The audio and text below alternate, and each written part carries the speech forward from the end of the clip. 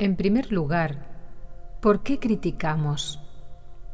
¿Es con el fin de comprender? ¿O es simplemente un proceso de irritante censura? Si yo os critico, ¿acaso os comprendo? ¿Viene la comprensión a través del juicio crítico? Si yo deseo comprender, si yo deseo captar, no de un modo superficial, sino profundo, todo el significado de mi relación con vosotros, ¿empiezo por criticaros? ¿O me doy cuenta de esa relación entre vosotros y yo, observándola en silencio, no proyectando mis opiniones, críticas, juicios, identificaciones o condenaciones, sino observando en silencio lo que ocurre? ¿Y qué sucede si no critico? Uno puede dormirse, ¿no es así? Lo cual no significa que nos durmamos cuando regañamos o criticamos con insistencia. Tal vez eso se convierta en un hábito y por hábito nos quedamos dormidos. ¿Lógrase una comprensión más amplia y más profunda de la convivencia por medio de la crítica? No importa que la crítica sea constructiva o destructiva. Eso, por cierto, no viene al caso. Por lo tanto, la pregunta es esta: ¿qué estado de la mente y del corazón se necesita para comprender nuestras relaciones con los demás? ¿Cuál es el proceso de la comprensión? ¿Cómo comprendemos algo? ¿Cómo comprendéis a vuestro hijo si él os interesa? Lo observáis, ¿no es cierto? Lo observáis cuando juega. Lo estudiáis en sus diferentes estados de ánimo. No proyectáis vuestras opiniones sobre él. No decís que él debe ser esto o aquello. Estáis activamente vigilantes, activamente perceptivos. ¿No es así? Entonces, tal vez, empezaréis a comprender al niño. Pero si criticáis constantemente, si inyectáis en todo instante vuestra propia personalidad, vuestra idiosincrasia, vuestras opiniones, decidiendo cómo debe ser o no debe ser el niño y todo lo demás, es obvio que erigís una barrera en vuestra relación con él. Pero, por desgracia, casi todos criticamos para dirigir, para intervenir, y nos produce cierto placer, cierta satisfacción el dar forma a algo, a vuestra relación con vuestro esposo, con vuestro hijo o con quien sea. Con ello experimentáis una sensación de poder. Sois el que manda, y en eso hay una tremenda satisfacción. Evidentemente, no es a través de todo ese proceso que se comprende la relación con otro. Lo único que hay es imposición, deseo de formar a otro en el molde de vuestra idiosincrasia, de vuestro deseo, de vuestro anhelo. Todo eso impide que se comprenda la relación, ¿no es así? Además, existe la autocrítica, el asumir una actitud crítica hacia uno mismo, el criticarse, condenarse o justificarse. ¿Trae acaso comprensión de uno mismo? Cuando empiezo a criticarme, ¿no limito el proceso de comprender, de explorar? ¿Es que la introspección, que es una forma de autocrítica, revela el yo? ¿Qué es lo que hace posible la revelación del yo?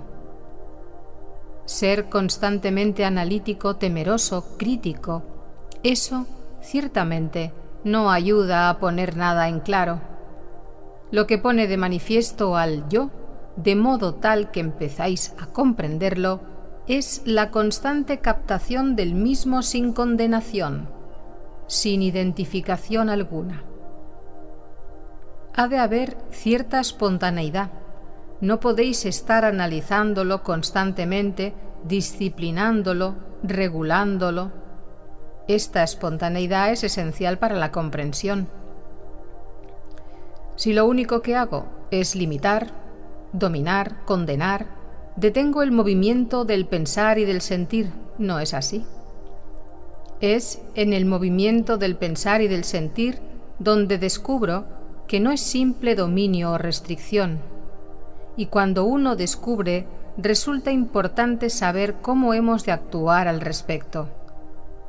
Si yo actúo de acuerdo con una idea, con una norma, con un ideal, encajo al yo en un molde determinado.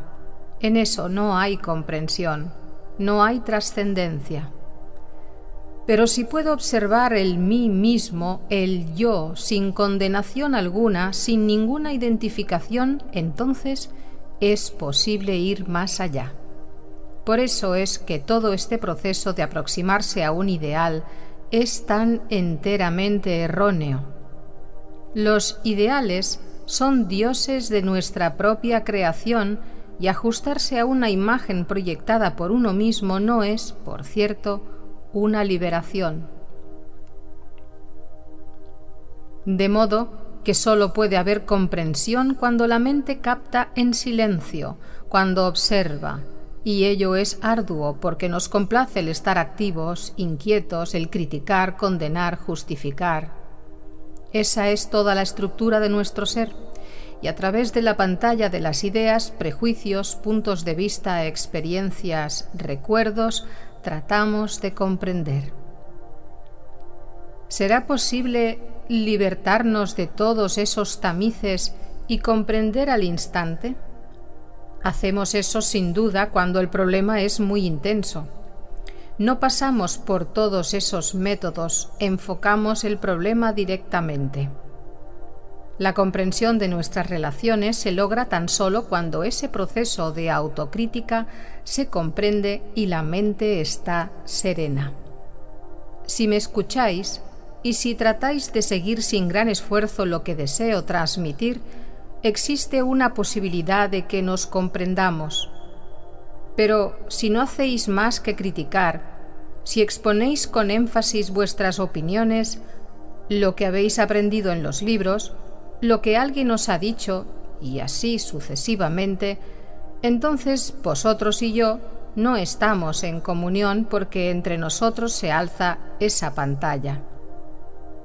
Pero si vosotros y yo tratamos de descubrir la causa del problema, que se hallan en el problema mismo, si todos estamos ansiosos de ir hasta el fondo del problema, de saber la verdad a su respecto, de descubrir lo que es, entonces hay comunión entre nosotros.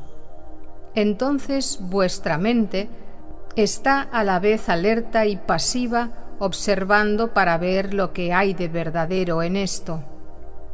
Vuestra mente, pues, tiene que ser en extremo ágil, no debe estar anclada a ninguna idea ni ideal, en ningún criterio, en ninguna opinión que hayáis consolidado a través de vuestras propias experiencias.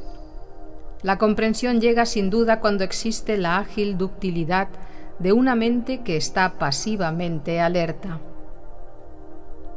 Entonces es capaz de recibir, entonces es sensible.